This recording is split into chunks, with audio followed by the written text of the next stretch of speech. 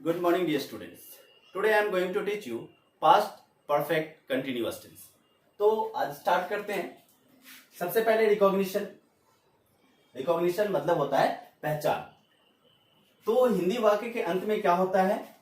Time plus रहा था या रही थी या फिर रहे थे एटीसी लगा हुआ रहता है ना. तो टाइम के साथ अगर रहा था, रही थी, रहे थे होंगे तो क्या समझेंगे कि वो पास्ट परफेक्ट कंटिन्यूअस का सेंटेंस है. ठीक है. फिर उसको अगर ट्रांसलेट करना हो, सबसे पहले हम लोग हिंदी सेंटेंस से स्टार्ट करते हैं. ट्रांसलेट करना हो तो क्या करेंगे कि इस स्ट्रक्चर का यूज करेंगे जो कि है subject plus had plus been plus before plus object plus for oblique since plus time. ये स्ट्रक्चर किसका है? अफर्मेटिव सेंटेंस का. अब ये एक नया चीज लग रहा होगा, फॉर सिंस.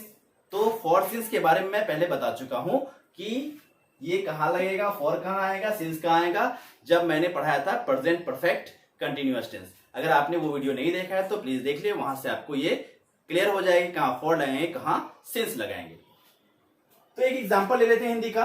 वह सुबह से किताब पढ़ रही थी. तो लास्ट में क्या है भाई? सुबह से टाइम आया और प्लस रहा था, रही थी आया. तो वैसे ही समझ जाएं कि ये किस टेंस का है? पास्ट परफेक्ट कंटिन्यूअस का है. तो उसको ट्रांसलेट करने के लिए इस स्ट्रक्चर का यूज करेंगे जो कि सबसे पहले सब्जेक्ट. तो वह सब्जेक्ट है, वह के लिए ही. उसके बाद हैड, उसके बाद बीन, उसके बाद बिफोर. बिफोर हो गया पढ़ना, ही हैड बीन रीडिंग.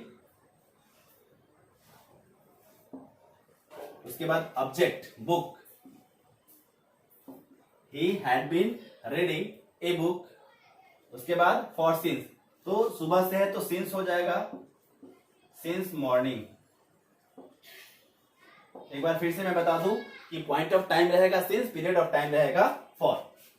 दूसरा एग्जांपल लेते हैं. मैं 2010 से अंग्रेजी पढ़ा रहा था. तो क्या बनेगा? यहां से इसको स्टार्ट करते हैं. सबसे पहले आई मतलब सब्जेक्ट होगा आई, उसके बाद हैड, उसके बाद बीन, उसके बाद teaching. I have been teaching English since 2010. ठीक है. तो ये हो गया I had been teaching English since 2010. अब आते हैं निगेटिव सेंटेंस का स्ट्रक्चर जो कि होता है subject plus had plus not plus been plus before plus object plus for oblique since plus time. Changing क्या आया? सिर्फ और सिर्फ नॉट लग गया इसमें और कुछ भी चेंजिंग नहीं आया है. तो इसी को हम लोग ट्रांसलेट कर देते हैं, मतलब इसी को चेंज कर देते हैं नेगेटिव में. He had been reading book तो हो जाएगा he had not been reading book since morning. हो गया. इसको अगर चेंज करते हैं नेगेटिव में तो हो जाएगा I had been, sorry had not been negative है तो नॉट आ जाएगा. I had not been teaching English since 2010. तो ये हो गया नेगेटिव सेंटेंस. अब आते हैं हम लोग इंट्रोगेटिव सेंटेंस पे.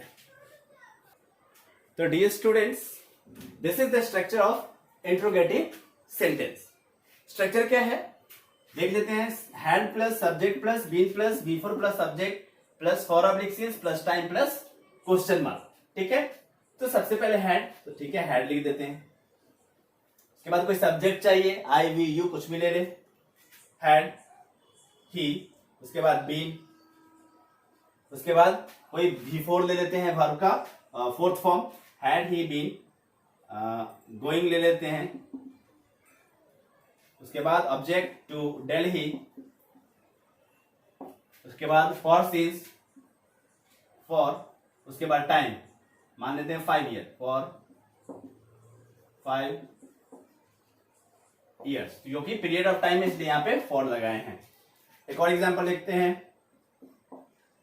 Had we been playing cricket since morning, question mark. ठीक है, तो ये हो गया इसका एग्जांपल। एक एग्जांपल पहले स्ट्रक्चर देख लेते हैं WH क्वेश्चन का, है ना। WH क्वेश्चन होता है WH word plus had plus subject plus been plus V4 plus subject plus for oblique since plus time plus question mark. तो इसी से हम लोग निकाल लेते हैं इसका एग्जांपल हो गया। सबसे पहले WH वर्ड, तो WH वर्ड ले लेते हैं हाउ, उसके बाद हैड, उसके बाद सब्जेक्ट की ले लेते हैं, उसके बाद बीन, उसके बाद V4 गोइंग ले लेते हैं, उसके बाद ऑब्जेक्ट टू दिल्ली ले लेते हैं या अदर वर्ड दिल्ली ले लेते हैं, फॉर 5 years क्वेश्चन मार्क। ये हो गया। एक और एग्जांपल देख लेते हैं, इससे ले लेते हैं हम लोग वाई, उसके बाद क्या चाहिए, वाई के बाद हैड चाहिए तो हैड दे दिए, उसके बाद एक सब्जेक्ट चाहिए तो यही ले लेते हैं subject, why had we been playing cricket since morning question mark. तो इस तरह हम लोग कोई भी सेंटेंस का फॉर्मेशन कर सकते हैं अकॉर्डिंग टू स्ट्रक्चर। अगर स्ट्रक्चर हमको पता है तो उसके अकॉर्डिंग जो जो चाहिए रिक्वायरमेंट है वो लिखते जाएंगे और हमारा सेंटेंस का फॉर्मेशन होता जाएगा। तो ये था dear student past perfect continuous tense. इसका जो भी स्ट्रक्चर है उसको याद रखें, ध्यान में रखें, कुछ प्रैक्टिस करें ताकि आपका जो भी कॉन्सेप्ट में थोड़ा सा जो डाउट होगा वो बिल्कुल क्लियर हो जाएगा। आज के लिए दैट्स ऑल, थैंक यू।